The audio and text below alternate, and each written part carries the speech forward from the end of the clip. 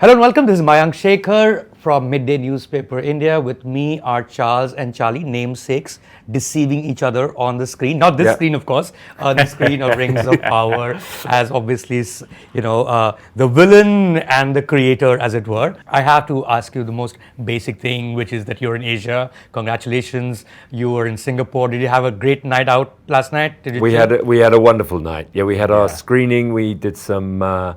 What else did we do? We went out. Went for a dinner. That was nice. Really nice. Do you usually come down to Asia at all? Obviously, I want to ask you if you've been to India at all. Yeah, you were in Mumbai. I was in Mumbai. No way! Wow. Yeah, 2 years ago. Amazing. You should have been there to interview us. But you weren't. We were there for about 4 days, I think. Right. Yeah, to do season 1. Yeah, we had a great time. Amazing. Speaking of deception, Charlie, here you are a person who is performing, but is on the screen, but you're performing within the performance, which is another performance altogether, and like Inception of sorts in a way, where you're, of course, you're Halbrand, but then we'll get to learn. It's not even a spoiler, guys. I mean, if you've not seen that he turns into Sauron, then we are already on to the second season. Yeah. And so, what's that like? You know, are you always aware that, okay, I'm actually Halbrand, but I'm really not? Or what do you do?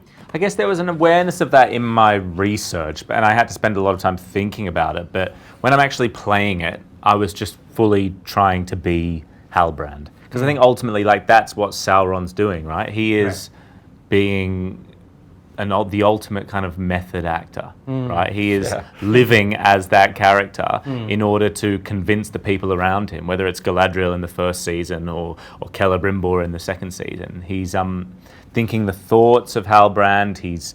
I created a whole backstory for Halbrand because he has to be a fully rounded character in order to deceive the people around him. And you become Anatar. Yeah. Which, by the way, it sounds a very Indian name. It could be from Indian it mythology, does, right? doesn't you it? know, have you guys ever engaged with Indian mythology? Because I'm presuming you guys are fans of fantasy fiction and mythology and stuff. Yeah, I haven't. No. You haven't. What about me neither. No. No. Right. Is it you think it sounds like an Indian name? It sounds like a name with it could have a root in Indian. Because Anna means food, and there could be a food god who's like Annadev would be a food god. In your case, of course, there is no deception as such. But it's interesting what you've said in the past about how you see that character. You see Celebrimbor more like Oppenheimer. What did you mean by that? Firstly, I'm guessing you loved Oppenheimer. I did. That quote has somehow found its way around to coming out of my mouth, whereas it never actually did. Okay. It's been said to me a few times by others, and And you never actually I said like it. it. No, I've never said it. But does it make sense to you? Oh, total. And which is why when people first started using that, I said, absolutely. That's amazing. Your PR agency wrote it. I know, exactly. That's how it works. Exactly. Put it on your Wikipedia. So he is, yes, very, very much so in terms of he's dabbling with things that he knows a lot about, but he doesn't know how it's all going to come together. But did you ever say that he comes across vain to you, the person? Did you ever say that?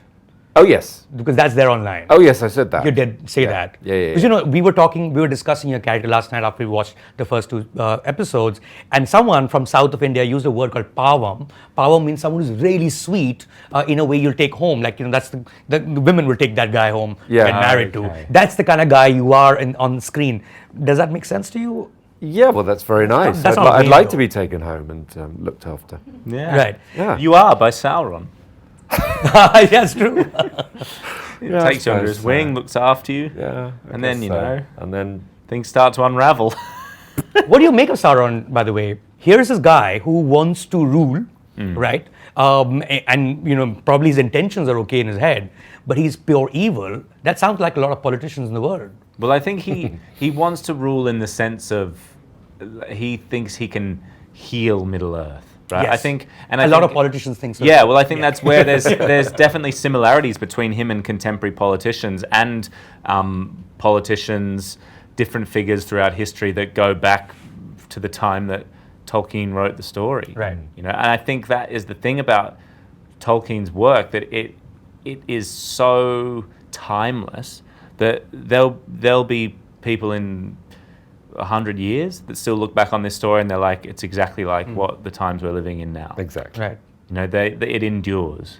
And I didn't approach the story or thinking about Sauron in any contemporary sense. I just looked at the text and worked from there. But I can completely see when we talk about it as a broader conversation, how the themes of not just Sauron, but like the whole show. We talk about hope a lot, and hope for the future, and hope that things will get better. And that's a huge theme of Tolkien as well, and particularly this show. Of course, in the modern world, there is no forging of rings, which is what you do and which is what the show is about. And I'm guessing we're going to see far more of you in the second season than we did in the first. Would that be correct to say? Yeah, I think it would be correct to say. Yeah, this storyline is very prominent in the second season. Can't wait. Thank you so much, guys. Thank you very much. Thank you for your time. Bye. Subscribe to Midday India. Get direct notifications on all our videos by clicking on the bell icon.